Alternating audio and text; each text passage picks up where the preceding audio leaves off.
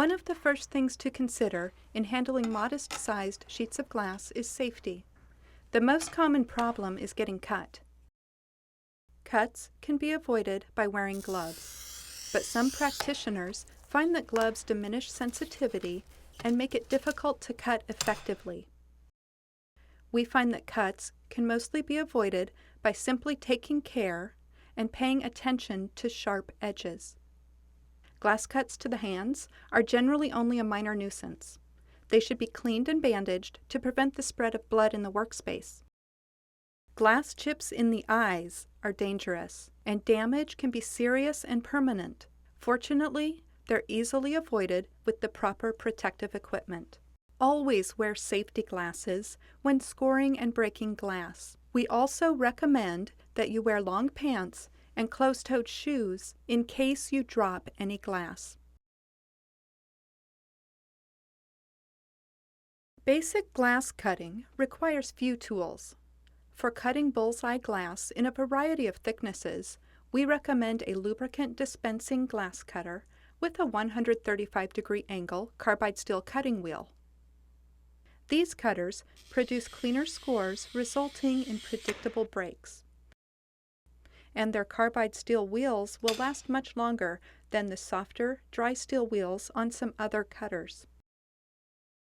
A lubricant is essential to keep the cutter wheel rolling smoothly and to ensure score lines that can be easily run. Various types of lubricants work well.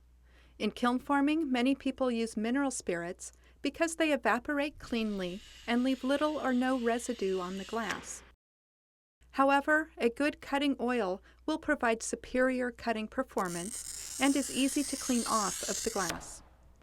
Oil is also less harmful to skin than mineral spirits and does not pose the same vapor hazards. Most glass scores can be run or broken with the hands alone. A combination breaking, grozing pliers is often used for narrow strips or intricate angles. Running pliers, some of which have adjustable jaws, help to center pressure evenly for clean breaks with a simple squeezing action. The cutting surface should be flat, firm, and forgiving, such as this tabletop, which has been covered with marmoleum. The kind of self-healing mat you might use with an X-Acto knife also makes an ideal cutting surface when set on a flat tabletop. An unforgiving or uneven surface is inappropriate because the cutting wheel can be nicked or flattened as it runs off the edge of the glass.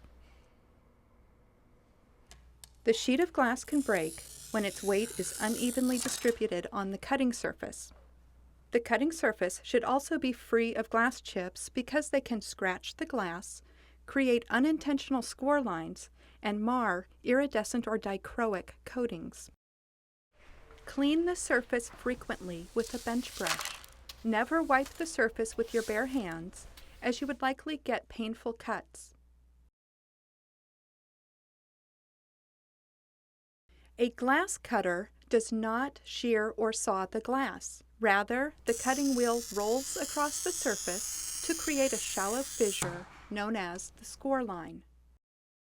The score line breaks the surface tension and allows the glass to open when pressure is applied downwards on either side of this fissure. The right amount of pressure must be placed on the cutting wheel to create a clean edge that's free of nicks and chips. Too much pressure results in a gritty score line with flakes and chips.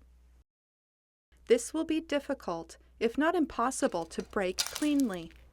Too little pressure can result in a fissure that is not continuous. Such a score line can break unpredictably. A good score can usually be heard as a light zipping sound. It should not be harsh or grating. A good score can also be identified by sight. It is uniformly shallow and continuous without flakes or grit. Before making the score, test to see if the cutter is dispensing lubricant by rolling it along a piece of paper or the cutting surface while applying light pressure. A wet or dark line indicates that lubricant is flowing.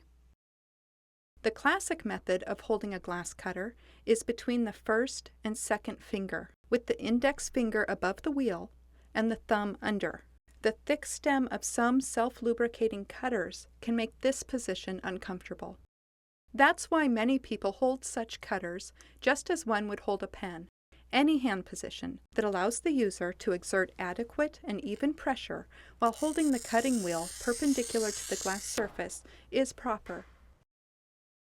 The cutter may be either pushed or pulled across the surface. Even pressure and uniform speed are more important than direction. Be sure to continue the score off the edge of the glass. This will make it easier to predictably run the score. To break out the score, pressure is applied downwards on one or both sides of it to lever it open and cause it to run the length of the line. This pressure can be applied by placing the thumbs on top of the glass to either side of the score with the fingers placed under the score line to act as a fulcrum. It should be fairly easy to run the score and break the glass. If it is not, something is not right. Do not try to force the run, and do not retrace a poor score. Retracing will only cause a gouge in the glass and damage the cutting wheel. Such a score will not run or break evenly. If you need to score the glass again along the same line, turn it over and attempt the score on the opposite side of the glass. Then break it along the score line with your thumbs to either side of the score and your fingers beneath it. To break straight cuts, one can also use a straight edge placed directly beneath the score line. Align the straight edge with the score line and exert downward pressure to either side of the score. The score can also be opened with breaking pliers. These are used by putting the flat part of the jaw atop the glass and the curved part of the jaw under the glass, and then levering and pulling the glass simultaneously. Running pliers have a bottom jaw which acts like a fulcrum, while the top jaw places downward pressure to either side of the score. Another way to run a score is by breaking it over the edge of a table, or by breaking it over any other instrument that works as a fulcrum. Whenever you run a score, keep the glass close to the cutting surface so that if it drops, it is less likely to break. If allowed to sit too long, a score line will begin to develop fractures radiating along its entire length, especially if the score line is dry. Such fractures make it nearly impossible to break glass cleanly. A score should always be run as quickly as possible after it has been made. If the sheet of glass that you are cutting has a rolled edge, it may be difficult to get the score to run cleanly. It will almost always tend to run towards the rolled edge. For this reason, you should cut off the rolled edge before attempting further cuts on the glass.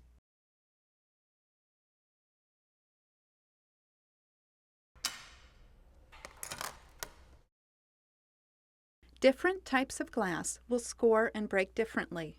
In general, thin glasses will be easier to cut than thicker glasses, and transparent glasses will be easier to cut than opalescent glasses. A transparent glass that's 1.5 millimeters thick is easily scored and broken by hand, using very little force. Notice how quietly the glass breaks when the score is run. A standard 3 millimeters thick transparent glass is also easily scored and broken by hand. A transparent glass that's 6 millimeters thick is scored using the same pressure one would use for 3 millimeter glass, but it opens more readily using pliers than by hand. Notice the louder noise when breaking this glass.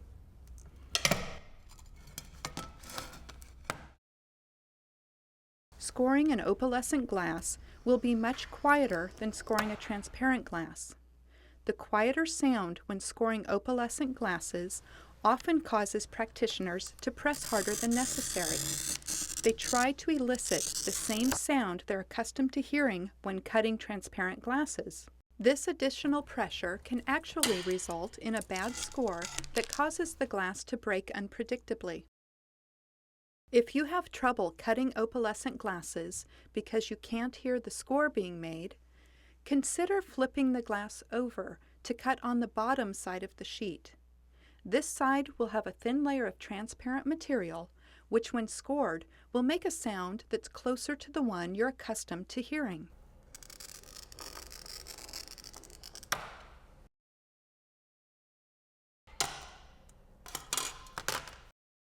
Some Bullseye glasses, such as single-rolled cat's paw sheets, have irregular surfaces that are nevertheless very smooth, even if not completely flat.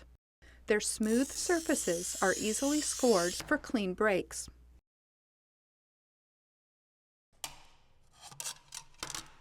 Other Bullseye glasses have much heavier textures, making them difficult, if not impossible, to uniformly score with a glass cutter on the textured surface. When working with a high-profile texture, cut on the backside or smoother side of the sheet. A glass cutter with a small diameter wheel will help to maintain a uniform score line, resulting in a clean break.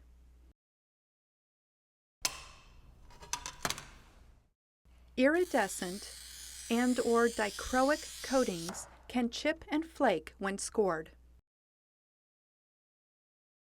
To prevent this, keep the cutting wheel well lubricated. This will prevent glass flecks from clogging the wheel and causing it to skip. Or cut on the non-coated side of the sheet.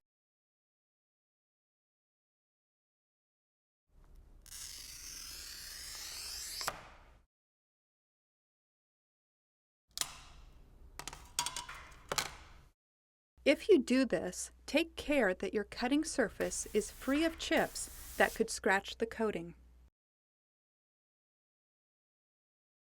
Simple curves are readily scored and broken out by hand.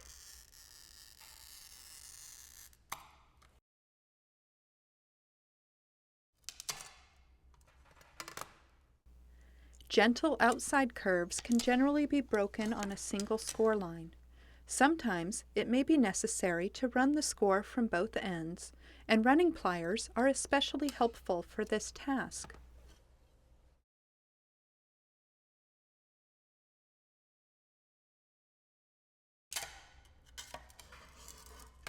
A sharp outside curve may require additional scores to break out the shape.